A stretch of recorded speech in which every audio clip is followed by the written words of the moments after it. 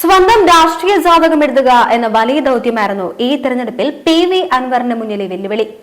ആദ്യഘട്ടത്തിൽ അൻവർ വെല്ലുവിളി അതിജീവിച്ചുവെന്ന് പറയാം. നിലമ്പൂർ ഉപതെരഞ്ഞെടുപ്പിൽ ജയത്തോളം മൂല്യമുള്ള നേട്ടമാണ് സ്വന്തമാക്കിയത്. ശക്തരായ രണ്ട് മുന്നണികൾക്കെതിരെ പൊരുതി 19,760 വോട്ടുകൾ ഒറ്റയ്ക്ക് നേടുക എന്നത് കേരള രാഷ്ട്രീയത്തിൽ അത്ര ഈസിയായ കാര്യമല്ല. അതും കോൺഗ്രസിനും ലീഗിനും CPM-നും ഒരുപോലെ സ്വാധീനമുള്ള മണ്ഡലത്തിൽ. സാങ്കേതികമായി അൻവറാണ് നിലമ്പൂർ ഉപതെരഞ്ഞെടുപ്പ് സൃഷ്ടിച്ചത്. പോലീസിനെതിരെയും ആഭ്യന്തര വകുപ്പിനെയും P. ശശിയെയും രൂക്ഷമായി വിമർശിച്ച പിന്നീട് മുഖ്യമന്ത്രി പിണറായി വിജയനെയും കുറ്റപ്പെടുത്തി മുന്നണി വിട്ട അൻവർ MLA സ്ഥാനം രാജിവെച്ചു. UDF-ൽ ചേക്കേറി നിലമ്പൂരിൽ മത്സരിക്കുക എന്നതായിരുന്നു ലക്ഷ്യം. സീറ്റ് ലഭിക്കില്ലെന്ന് ഉറപ്പായതോടെ തനിക്ക് സ്വീകാര്യനായ VS ജോയിയെ സ്ഥാനാർത്ഥിയാക്കണമെന്ന് അൻവർ ഉപാധി വെച്ചു. സ്ഥാനാർത്ഥി പ്രഖ്യാപനത്തിന് മുമ്പും പിമ്പും ആര്യാടൻ ഷൗക്കത്തിനെ പരസ്യമായി തള്ളിപ്പറഞ്ഞു. ഇത് UDF-ലും വലിയ പ്രതിസന്ധി ഉണ്ടാക്കി.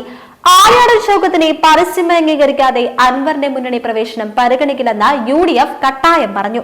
എന്നാൽ വാക്കുമാറ്റാൻ അൻവർ തയ്യാറായില്ല. തങ്ങളുടെ സ്ഥാനാർത്ഥിയെ തള്ളിപ്പറഞ്ഞ അൻവറിനെ കോൺഗ്രസ് തള്ളിയതോടെ പ്രതിസന്ധി രൂക്ഷമായി. മുസ്ലിം ലീഗ് അനുനയ ശ്രമം നടത്തിയിട്ടും കോൺഗ്രസ് വാതിലടച്ചതോടെ ഒറ്റയ്ക്ക് മത്സരിക്കുക എന്നല്ലാതെ മറ്റു വഴികളൊന്നും അൻവറിന് മുന്നിൽ ഉണ്ടായിരുന്നില്ല. കോൺഗ്രസ് കൈവിട്ടതോടെ VD സതീഷിനെതിരെയും അൻവർ രംഗത്തെത്തി. പിണറായിസം എന്ന വാക്കുപോലെ സതീഷിനിസം എന്ന വാക്കും അൻവർ ഉപയോഗിച്ചു. ഇതിനിടെ തൃണമൂൽ കോൺഗ്രസിന്റെ ചിഹ്നത്തിലും പേരിലും മത്സരിക്കാനാവില്ലെന്ന് തെരഞ്ഞെടുപ്പ് കമ്മീഷൻ അറിയിച്ചതോടെ തീർത്തും ഒറ്റപ്പെട്ട അവസ്ഥയിലായി അൻവർ. അതേസമയം നിരന്തരമായ വാർത്താ സമ്മേളനങ്ങളിലൂടെ മാധ്യമങ്ങളിൽ നിറഞ്ഞു നിൽക്കുക എന്ന അൻവറിന്റെ തന്ത്രം ഒരു പരിധിവരെ വിജയിച്ചു. ഒറ്റയ്ക്ക് മത്സരിച്ചാൽ പരമാവധി 10,000 മുതൽ 15,000 വോട്ടുകൾ നേടുമെന്നായിരുന്നു കണക്കുകൂട്ടൽ. LDF-ൽ M. സ്വരാജ് സ്ഥാനാർത്ഥിയായതോടെ അൻവർ പിടിക്കുക UDF വോട്ടുകളായിരിക്കുമെന്നും വിലയിരുത്തൽ വന്നു. തടുത്തതായിരുന്നു അൻവറിന്റെ പ്രചരണം. കയ്യിൽ 5 പൈസയിലെന്ന് പറഞ്ഞ് ക്രൗഡ് ഫണ്ടിംഗ് വരെ നടത്തി. TMC നേതാവ് യൂസഫ് പത്താൻ എത്തിച്ച് റോഡ് ഷോ നടത്തിയത് മാത്രമായിരുന്നു എടുത്തു പറയാനുണ്ടായിരുന്നത്. കൊട്ടിക്കലാശത്തിന് ഇരു മുന്നണികളും അണിനിറന്നപ്പോൾ ചായക്കടയിൽ ചായ കുടിച്ചു നിൽക്കുകയായിരുന്നു അൻവർ. ബലം വന്നപ്പോൾ അൻവർ ഇരു മുന്നണികളെയും ഞെട്ടിച്ചു. ഇരു മുന്നണികളിൽ നിന്നും ഒരുപോലെ വോട്ട് നേടി. LDF-ന്റെ ശക്തി കേന്ദ്രങ്ങളായ അമരമ്പലം, നിലമ്പൂർ, കരുളായി എന്നിവിടങ്ങളിൽ നിന്നും അപ്രതീക്ഷിതമായി വോട്ട് സ്വന്തമാക്കി. UDF കേന്ദ്രങ്ങളിലും അൻവർ ഇളക്കമുണ്ടാക്കി. മണ്ഡലത്തിൽ 20,000-നടുത്ത് വോട്ട് നേടിയെങ്കിലും അൻവർ ഇപ്പോഴും അനിശ്ചിതാവസ്ഥയിലാണെന്നാണ് യാഥാർത്ഥ്യം.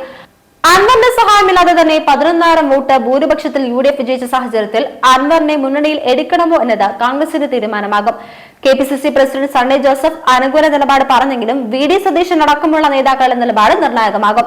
മുന്നണിയിലില്ലാതെ അധികകാലം പിടിച്ചു നിൽക്കാനാവില്ലെന്ന് വ്യക്തമായി അറിയുന്ന അൻവർ എന്ത് വില കൊടുത്തും UDF-ൽ കയറിപ്പറ്റാനാകും ശ്രമിക്കുക. മറുഭാഗത്ത് PV അൻവറിന്റെ വോട്ടുകൾ ഇടതുപക്ഷത്തിന്റെ കണ്ണു തുറപ്പിക്കുന്നതാണ്. ആഭ്യന്തര വകുപ്പിനെയും പോലീസിനെയും വനവകുപ്പിനെതിരെയുമായിരുന്നു അൻവറിന്റെ വിമർശനമേറെയും. മലയോര മേഖലയിലെ വന്യജീവി ആക്രമണവും കൃഷിനാശവും എടുത്തു പറഞ്ഞായിരുന്നു പ്രചരണം. ഈ വിഷയങ്ങൾ വോട്ടർമാരെ സ്വാധീനിക്കാൻ സാധിക്കുന്നതാണെന്ന് ഫലം പറയുന്നു. അതായത് ആഭ്യന്തര വകുപ്പിനും പോലീസിനും വനവകുപ്പിനെതിരെയുള്ള അൻവറിന്റെ വിമർശനങ്ങൾക്ക് ചെവി കൊടുത്തില്ലെങ്കിൽ വരുന്ന തെരഞ്ഞെടുപ്പിലും ബാധിക്കുമെന്ന പാഠമാണ് അൻവർ നൽകിയത്.